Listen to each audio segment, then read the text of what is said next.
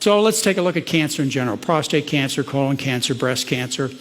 Cells get irritated like breast cells and prostate cells and colon cells. And when they get irritated really bad, most of them die. But sometimes one doesn't die. It just gets irritated bad enough to stop obeying a basic rule of cells, which is you can't go divide at any time you want. See, cells are programmed so they divide when you grow from a little child into an adult. And cells are programmed to divide, say, if you get an injury, cut your hand, they can divide.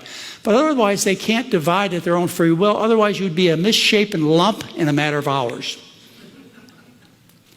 Let's look at just for this demonstration, let's consider this a cell in the prostate or breast.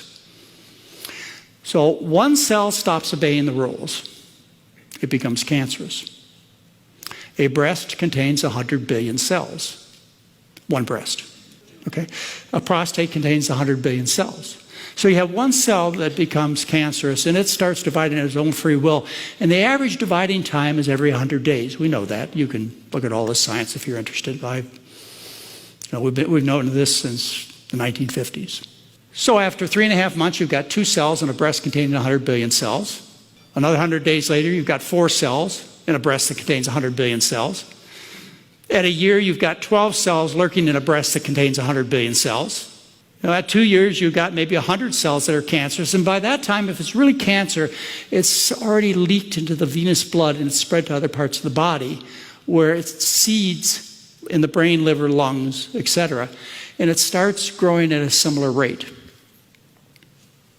Okay, let's go back to the breast or prostate. So you've got 100 cells in an organ that contains 100 billion cells.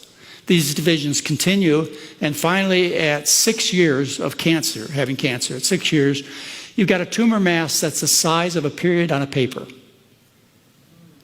It's the size of a lead tip of a pencil. It contains 1 million cells. It's a millimeter in size. You've had cancer for 6 years. If it's truly cancer, it's already spread.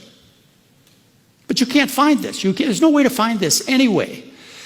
So let's go back to the organ. The cancer continues to divide in the prostate or breast, and finally it gets to be a centimeter in size. That's the size of an eraser on a pencil.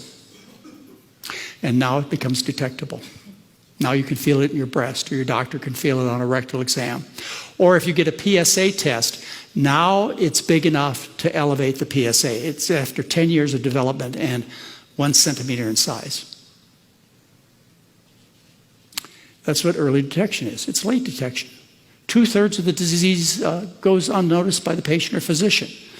And yet we're being sold techniques to find these little cancers, which really aren't little. They're big, and they're already destined if they're destined to do bad things to people. However, you can change the course. Let me add this to it. It's very important. It's in my February 2015 newsletter.